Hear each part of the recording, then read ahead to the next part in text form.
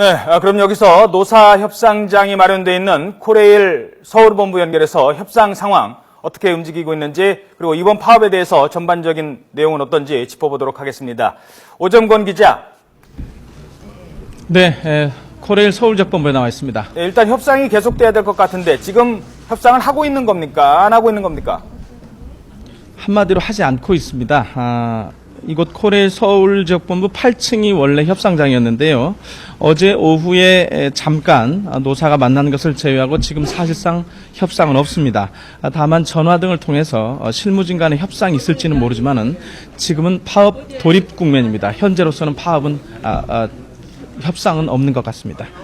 협상을 거의 안 하고 있다 이렇게 보고 그리고 네. 또 하나가 조금 파업을 시작하자마자 벌써 한 120명을 직위해제하는 등 이 코레일 측도 상당히 초강경 대응을 하고 있는 것 같네요.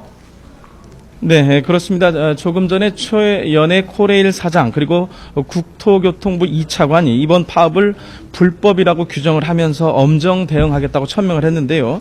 곧바로 초강경 대응 조치가 나왔습니다. 말씀하신 대로 노조 지도부 120여 명을 벌써 직위 해제를 했습니다. 업무 방해 혐의로 경찰에 고발됐고요. 그리고 나머지 노조원들에 대해서 업무 복귀 명령을 내렸는데 만약에 이에 불응하면은 역시 곧바로 직위 해제한다 이렇게 밝혔습니다.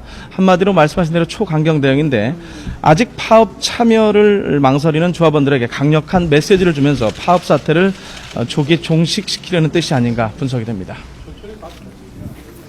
자, 좀 하나하나 좀 짚어보도록 하죠. 일단 그 쟁점, 양측이 지금 첨예하게 대립하고 있는 쟁점이 뭡니까? 여러 번 보도가 됐지만은 내일 설립이 될 예정인 수서발 KTX라는 자회사가 있습니다. 이 자회사가 민영환이 아니냐 이것이 가장 큰 쟁점이고요. 그 다음에 임금 협상 부분이 있습니다. 이 두 가지입니다. 예, 아니 근데 보통 자회사를 만들면 흔히 생각하기에는 좀 뭐 이렇게 내부적으로 이동할 자리도 생기고 그리고 일자리도 늘고 뭐 이런 거 아닙니까? 근데 뭐 구체적으로 반대하는 이유가 무엇인지요? 그런 질문이 많은데요. 당초에 정부는 수서발 KTX를 처음에는 민간에게 완전히 넘겨서 민영화를 할 생각이었습니다. 그렇지만은 노조 반발 등 정치권의 논란 등으로 인해서 코레일의 자회사로 설립을 하고 코레일끼리 그러니까 자회사끼리 경쟁하는 경쟁체제를 만들려고 했습니다. 그런데 이 회사 지분이 코레일이 41%고요. 연기금 등 정부 공공기관이 59%를 갖게 됩니다. 일단 공기업으로 출발을 하는데요.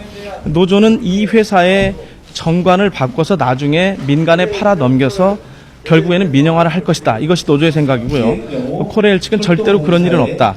혹시나 지분을 넘겨도 공공부문에 넘기기 때문에 민영화는 절대 아니다. 이런 입장입니다. 그러니까 지금은 아니지만 앞으로 할 수 있다라고 의심을 하는 게 지금 노조의 입장인데, 자, 뭐 많이 나왔던 수서발 KTX 이게 대체 어떤 회사입니까? 지금 공사하고 있는 회사입니다. 수서에서 동탄, 지제를 거쳐서 평택을 거쳐서 부산으로 가고 광주까지 가는 KTX인데요. 평택에서 현재 경부선 본선과 합류를 하게 됩니다. 지금의 서울역발 KTX 그리고 수서발 KTX가 생기는 건데요. 이것이 계획대로라면 2016년에 개통을 합니다. 강남 지역 쪽에 생기는 수서발 KTX는 초반부터 흑자가 날 것으로 현재 예상을 하고 있습니다. 예. 자, 그리고 회사를 설립하려면 절차가 필요한데 이사회는 언제 열릴 예정입니까? 당초에 이사회는 공교롭게도 지금 현재 협상장으로 되어 있는 이곳 8층 협상장에서 이사회가 내일 10시에 열릴 예정이었습니다. 그렇지만은 이미 공개가 됐기 때문에 아마 시간과 장소를 바꿀 것으로 예상이 됩니다. 앞서 코레일은 브리핑을 통해서 내일 시간과 장소를 공개하지 않고 비공개로 이사회를 진행을 하겠다 이렇게 밝혔습니다. 아무래도 노조의 파업은 임금 인상이 쟁점일 텐데 그 부분은 어떻게 지금 진행이 되고 있습니까?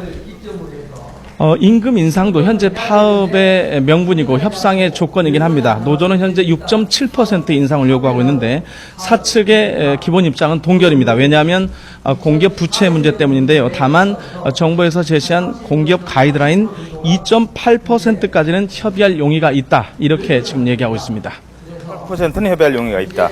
자, 파업을 했거든요. 그래서 오늘부터는 기차 못 타나 했는데 KTX나 이런 거는 또 탈 수 있대요. 이건 왜 그런 겁니까? 조금 전에 말씀하셨지만 KTX는 현재 100% 운행을 하고 있고요. 새마을호, 통일호는 60% 그리고 화물열차는 조금 적은 36% 정도 운행을 하고 있습니다. 이 설명을 드리면 철도 노조원 전체가 대략 2만여 명가량입니다. 이 가운데 12,000여 명이 현재 파업에 참여 중이라고 노조에서는 밝히고 있는데 물론 이것도 파악을 해봐야 됩니다. 오늘 밤이나 내일 아침이면 파업 참여 인원이 정확하게 나올 예정인데요. 그런데 철도는 공익 사업장이기 때문에 2만여 명 가운데 8천여 명은 항상 파업을 하지 못하고 현장을 지켜야 됩니다. 그래서 이 인력이 현재 투입이 돼 있고 군인 그리고 유관기관에서 6천여 명 합쳐서 현재 14,000여 명이 KTX, 새마을호, 통일호, 화물열차를 운행을 하고 있는 상황입니다. 그래서 일단 여객 상황이 괜찮아서 생각보다 파업 초기의 불편은 그렇게 크지 않습니다. 그렇지만 이것이 장기화가 되면 그러니까 운행에 참여하고 있는 인력의 피로도가 쌓이면 문제가 커질 수도 있습니다. 특히 무엇보다 가장 큰 걱정이 사고가 날 경우인데 그런 일이 일어나기 전에 해결이 됐으면 좋겠습니다. 예. 마지막으로 하나만 더 질문드리죠. 이번 파업이 네. 노동법상 정상 절차를 거친 것으로 알고 있는데 왜 정부는 불법 파업이라고 규정을 하는 겁니까? 예, 제가 방송 전에 노조 측 대변이라고 통화를 했습니다.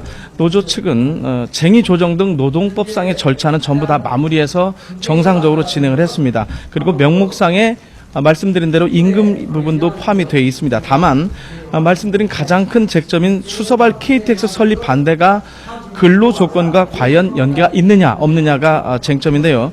정부는 이 수서발 KTX 설립 반대 명목이 근로 조건에 대한 부분은 아니고 회사 경영에 대한 문제, 그러니까 즉 합법 파업의 명분이 될 수 없다라고 규정을 하고 있고요. 반면 노조는 수서발 KTX가 설립이 되면은 인사이동이 있을 수 있고 회사 경영에 문제가 있을 수 있기 때문에 근로 조건과 상당히 연관이 있다.